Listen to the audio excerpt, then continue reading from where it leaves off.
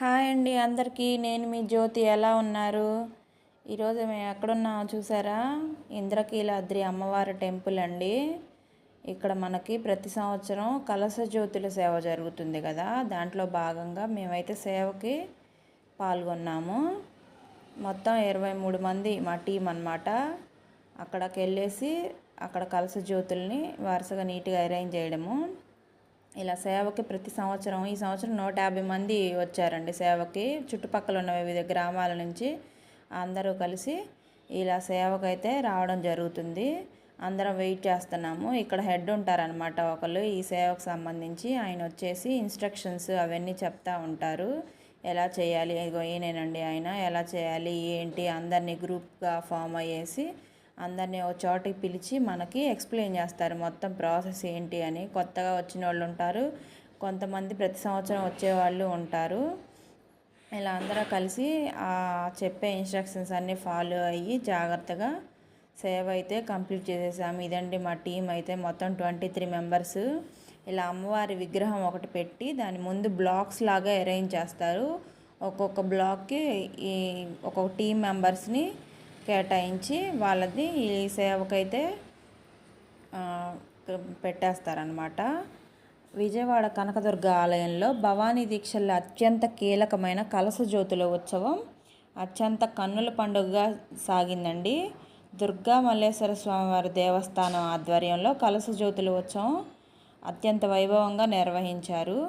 సత్యనారాయణపురంలోని శివరామనామ క్షేత్రం నుండి మొదలవుతుంది ఈ ఉత్సవం.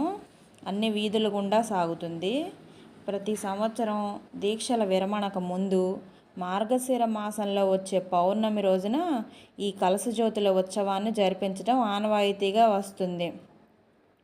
ఈ సేవకి ఇలా భక్తులందరూ వారి చేతిలో ఒక మూకుడులో నూనె పోసి దానిలో నిమ్మకాయ, అలాగే అరటిపండు, అలాగే ప్రమిదల్లో ఒత్తి వేసి, పెద్ద ఒత్తి వేసి వెలిగించి ఆ ఉత్సవం మొత్తం ఊరేగింపుగా జ్యోతులను తీసుకొని వచ్చి ఈ విధంగా ఇక్కడ అమ్మవారికి సమర్పించుకుంటారు.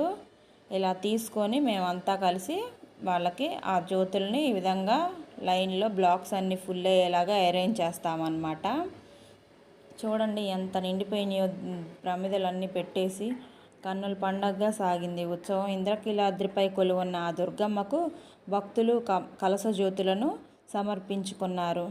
ఉభయ కృష్ణా, గుంటూరు జిల్లాల్లోని అన్ని ప్రాంతాల ప్రజలు, భవానీలు పెద్ద ఎత్తున ఇంద్రకీలాద్రికి తరలివచ్చి కలశ జ్యోతులను అమ్మవారికి సమర్పించుకొని వారి వారి మొక్కులను అయితే చెల్లించుకోవడం జరుగుతుంది. ఎవరైనా పాల్గొనవచ్చు ఈ సేవలో. అలాగే మీరు అప్లై చేసుకోవాలనుకుంటే మీ ఊర్లో కూడా ఎవరో ఒకళ్ళు హెడ్ ఉంటారు కదా ఈ సేవకు సంబంధించి, వాళ్ళ ద్వారా కాంటాక్ట్ అయ్యి వెళ్ళొచ్చండి. మేమందరం అయితే చాలా హ్యాపీగా ఈ సేవలో పాల్గొన్నాము. మిడ్నైట్ 12 వరకు సాగుతుందండి ఈ సేవ. అమ్మవారి టెంపుల్లో దర్శనాలు 12 గంటలకు నిలిపివేయటం జరుగుతుంది. సో 12 వరకు ఈ సేవ అయితే కొనసాగుతూనే ఉంటుంది. సేవకు వెళ్ళిన వాళ్ళకి దూర ప్రాంతాల నుంచి వచ్చే వాళ్ళు అయితే వాళ్ళే అకామిడేషన్ చూపిస్తారు, అలాగే ఫుడ్ ప్రొవైడ్ చేస్తారనమాట ఆ నైట్కి. అలాగే ఉచితంగా దర్శనం కూడా కల్పిస్తారండి. ఇదిగోండి కంప్లీట్ అయిపోయింది సేవ అయితే. భక్తులు అయితే ఇంకా వస్తానే ఉన్నారు, కానీ టైం అయితే 12 అవ్వడం వలన దర్శనాలు నిలిపివేశారు. వాళ్ళందరూ ఇంకా అక్కడ నైట్ స్టే చేసేసి ఉదయమే దర్శనం చేసుకొని వాళ్ళ సేవ అయితే కంప్లీట్ చేసుకుంటారు. మాకైతే 12 అవుతుంది కదా, 11:45 వరకు చేసామండి. ఆ 15 మినిట్స్లో మాకు దర్శనానికి తీసుకెళ్తామని చెప్పేసి అందరినీ ఒక చోటకి పిలిచి దర్శనానికి అయితే తీసుకెళ్ళిపోయారు.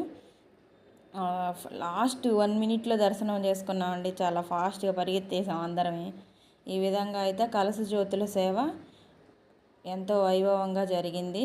మీరు పాల్గొనాలంటే ప్రతి సంవత్సరం వచ్చే మార్గశిర మాసంలోని పౌర్ణమి రోజున పాల్గొనవచ్చు.